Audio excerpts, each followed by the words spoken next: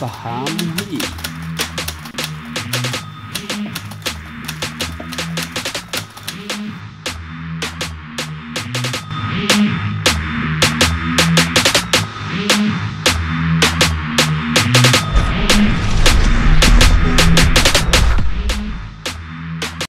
Karibu sana kwenye kipindi chako cha Know It, na kila siku tunakwenda kukuambia kile kitu ambacho labda ulikuwa ukifahamu.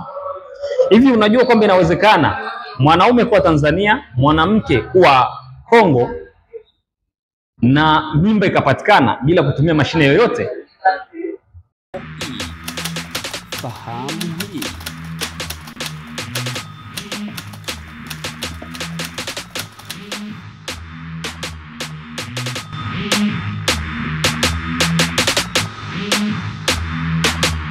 Sasa nataka kukwambia ni kipi ambacho kitatokea. Mtu wako Mati Hamisi hapa, mtaalamu wa afya wa Chuo Kikuu cha Goma, na tuko kwenye kipindi chetu cha Know It kwenye Sage Media. Watu wengi watajiuliza, inakuwaje mwanaume yuko Burundi au yuko Tanzania, mwingine yuko Kongo, mimba iingie? Iko hivi.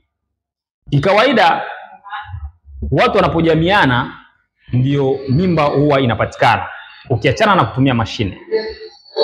Sasa ambacho tutakizungumzia ni kutokana na maisha ya mbegu za kiume. Kikawaida mbegu za kiume zikiwa nje ya uke na mwanamke zina sekunde chache na zinafariki kama hazikuwekwa vizuri. Lakini ikiwa ndani ya uke wa mwanamke inaweza kukaa siku 3 hadi siku 5. Sasa basi, ikiwa mwanamke amekutana na mwanaume kuanzia siku ya 10 baada ya damu zake, wakakutana na mwanaume, mbegu zikabaki mle ndani, mwanaume anaweza akasafiri akatoka Burundi au akatoka Kongo kwenda Tanzania, akakaa Tanzania na mwanamke yuko Kongo. Kwa kuwa mbegu za kiume zina siku 5 au 3 za kuishi, kuanzia siku ya 10 hadi itakapofika siku ya 14, ambayo ndio siku ya hatari ya mzunguko wa damu ambao mimba inaweza kuingia, yai inatoka kule kwenye sehemu yake kuja kutafuta mbegu, itakutana na ile mbegu ambayo imeachwa mle na mwanaume siku ya 10. Ina maana kuanzia siku ya 10 ambayo walifanya, mbegu inakaa mle ndani zaidi ya siku 5 hadi kufika siku ya 14, mbegu itakuwa bado ni nzima na yai inakutana na ile mbegu, mimba inaingia. Kumbuka mwanaume amefanya tendo la ndoa siku ya 10, na ukisafiri siku ya 10 ina maana kwamba kutoka Kongo hadi Tanzania ni siku 1 unafika Tanzania. Kwa hiyo mwanaume anafika Tanzania siku ya 11, amekaa zake ametulia siku ya 12, siku ya 13, siku ya yaani na kama siku 3 yuko Tanzania anatulia, lakini mimba inaingia ile siku ya 3 ambayo yeye ameshatulia Tanzania. Ndio maana tunawaambia ya kwamba angalieni sana siku zenu, kwa sababu mwanaume anaweza akakubebesha mimba ikaingia wakati yeye yuko Tanzania na wewe uko Kongo. Ni kutokana tu na siku za mbegu za kiume zinavyokaa ndani ya uchi wa mwanamke.